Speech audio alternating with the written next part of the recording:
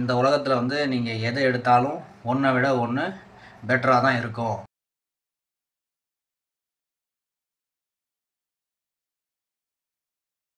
Hello everyone, this is Narendran. வீடியோக்குள்ளே போகிறதுக்கு முன்னாடி நீங்கள் இன்னும் நம்ம சேனலில் சப்ஸ்கிரைப் பண்ணலைன்னா சப்ஸ்கிரைப் பண்ணிங்க. அப்போ தான் டெய்லி நான் போஸ்ட் பண்ணுற ஒரு வீடியோ உங்களுக்கு வந்து சேரும். அதாவது ஒரு ஊரில் பார்த்தீங்கன்னாக்க ஒரு பாறை உடைக்கிற ஒரு தொழிலாளி ஒருத்தர் இருந்தார். அவருடைய வயசு பார்த்திங்கன்னா ஒரு 30 இந்த மாதிரி தான் இருக்கும்.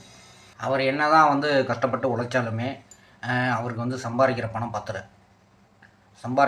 பத்தலை அப்படிங்கிறதுனால அவர் என்ன பண்ணிட்டார் அப்படின்னாக்க எப்படியாவது முன்னேறணும் அப்படின்னு நினச்சிட்டே இருந்தார். அப்படி வந்து அவர் வேலை செஞ்சுட்டு இருக்கும்போது ஒரு நாள் பார்த்தீங்கன்னாக்க அவர் வந்து மேலே போயிட்டுருக்கிற ஒரு விமானத்தை பார்த்துட்டு நான் வந்து வாழ்ந்தால் அரசனாக தான் வாழணும் அப்படின்னு வந்து ஒரு வார்த்தையை சொல்லிடுறாரு. சொன்னதுமா அவருக்கு வந்து என்ன ஆச்சு ஏதாச்சு எதுவுமே தெரில. திடீர்னு பார்த்தீங்கன்னாக்கா ஒரு சேஞ்சஸ் வருது. பார்த்தா திடீர்னு இவன் அரசனாகிடுறான்.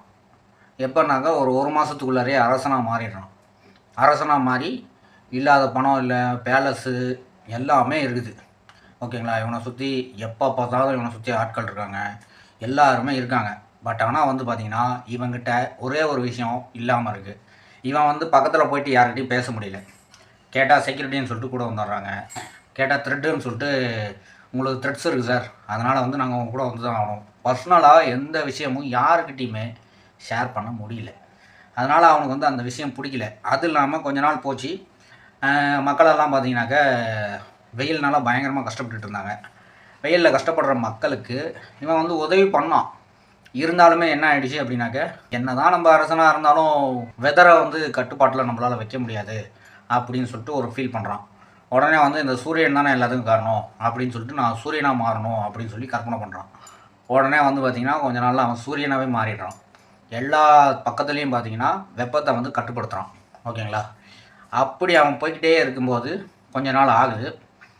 மேகங்களுக்கு நடுவில் வந்து சூரியன் போயிட்டு பார்த்திங்கன்னா இதாகுது.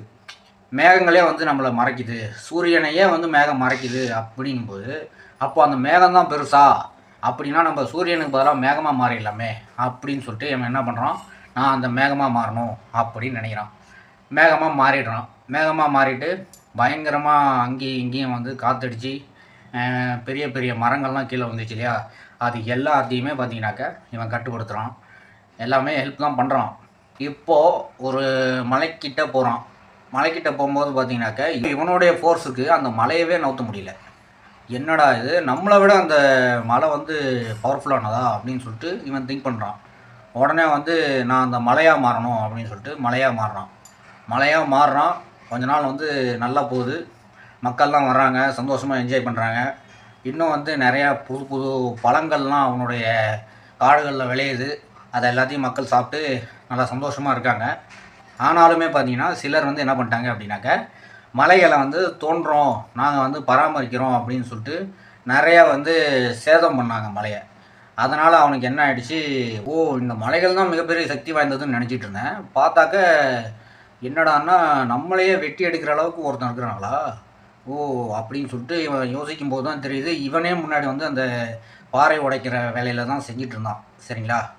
அப்புறமே தான் அவனுக்கு மைண்டுக்கு வருது, இந்த உலகத்தில் வந்து இந்த ரஜினி படத்தில் ஒரு டைலாக் ஒன்று வரும், இந்த உலகத்தில் வந்து நீங்கள் எதை எடுத்தாலும் ஒன்றை விட ஒன்று பெட்டராக தான் இருக்கும். அதனால் வந்து நம்மளுடைய மனசை நம்ம தான் வந்து பார்த்து பத்திரமா வந்து ஆசைப்படாமல் இருந்துக்கணும் அப்படின்னு சொல்லியிருப்பாங்க. அந்த மாதிரி தாங்க நம்மக்கிட்ட என்ன இருக்கோ அதை வச்சு நம்ம சந்தோஷமாக வாழணும் அப்படிங்கிறது தான் இந்த ஸ்டோரி மூலிமா நான் சொல்ல வரேன். So the moral of the story என்ன அப்படின்னாக்க நம்மக்கிட்ட என்ன இருக்கோ அதை வச்சுக்கிட்டு நம்ம சந்தோஷமாக வாழணும் அப்படிங்கிறது மட்டும்தான். ஓகேங்களா? எனிவே, நல்லதே நினைப்போம், நல்லதே நடக்கும், வெற்றி நிச்சயம். இந்த ஸ்டோரி பற்றின உங்களுடைய கருத்துக்கள் என்ன அப்படிங்கிறத கமெண்ட் பாக்ஸில் சொல்லிட்டு போங்க. மீண்டும் நாளைக்கு உங்களை வேறு ஒரு ஸ்டோரியோடு சந்திக்கிறேன். Until then signing off. This is Narendran money.